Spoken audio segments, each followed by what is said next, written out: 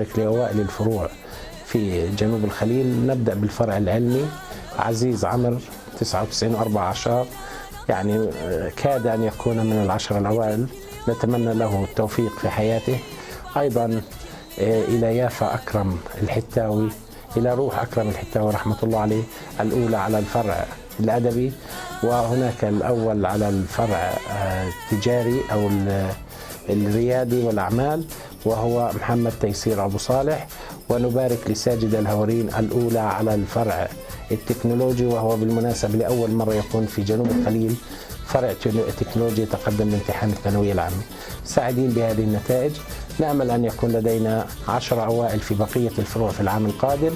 نأمل أن تكون نسب النجاح عالية كما تعودنا، ونعد أهلنا في جنوب الخليل أن جنوب الخليل بإذن الله بجهود كل العاملين في المديرية، بجهود كل المعلمين والمعلمات، بجهود الأهالي، سيضع اسمه بأحرف من نور على سماء الوطن في الأعوام القادمة إن شاء الله. في الآخر قصدنا تواعدنا مع الأحلام. أنا الطالبة نغم ناصر محمد نصار، الأولى مكرر على الوطن في التخصص الصناعي، تخصص صيانة أجهزة الحاسوب.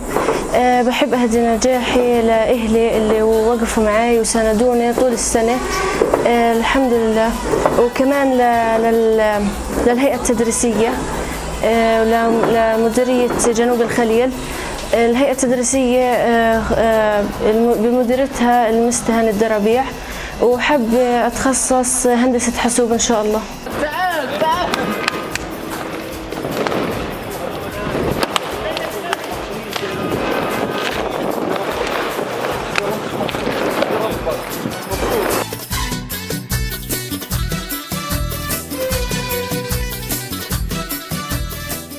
وسيم أكرم عواودي، فرع التجاري يد وأعمال، حصلت على معدل 85.7. للأمانة الشعور لا يوصف بعد ضغط احنا عانيناه كطلاب في ظل انه كانت اصعب سنة دراسية من ناحية امتحانات اجت، والحمد لله رب العالمين. بتمنى النجاح لجميع الطلاب ان شاء الله، والف الف مبروك. رسام محمد الزير، مدرسة بنات دار السلام الثانوية. الحمد لله فرحة ما في مثلها، فعلا الحمد لله حسيت كل تعبي راح الفاضي. بشكر كل حدا وقف جنبي، معلماتي، اخوتي، خواتي، امي اكثر شيء، وبهدي هذا النجاح اكيد لامي اول شيء. والحمد لله الحمد لله راضي بمعدلي.